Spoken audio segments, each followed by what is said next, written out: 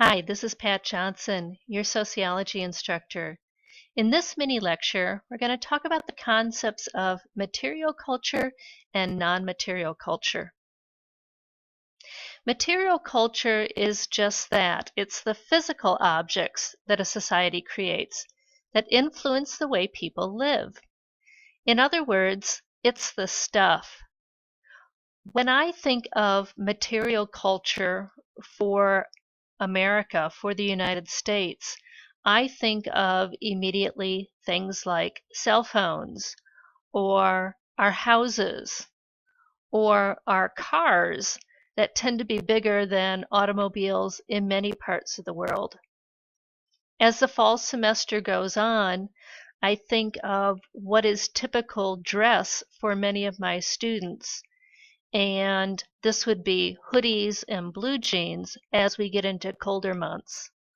All of these things are part of material culture. They are the stuff of our society. Just as, if not even more importantly, is non-material culture. Non-material culture are cultural ideas that are not physical objects. So these are things we think or things that we do. We can break down non-material culture into values and norms. Values are ideas held by individuals or groups about what is desirable, proper, good, and bad. When I was making the PowerPoint for this video, the United States was going into the 4th of July weekend, and flags were up, and gratitude about freedom was being stated on social media. Flags would be part of material culture, but those values of freedom, freedom of speech, freedom of assembly, democracy, they would be part of the non-material culture, the value system in the United States. In other words, what is considered right, what is considered wrong, what's considered good, what's considered bad, is all part of the value system of the non-material culture in a society. We can also talk about norms as part of non-material culture.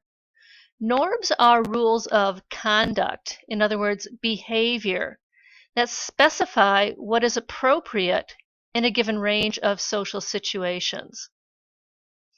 Imagine that I, your instructor, came into class and started gossiping about a specific student in another class or about another faculty member. You would probably immediately think, well, that's just wrong behavior for a teacher. I'm breaking a social norm for our culture.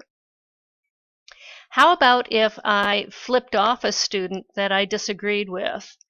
That would also be breaking a social norm. It would be inappropriate behavior for a classroom or for most situations.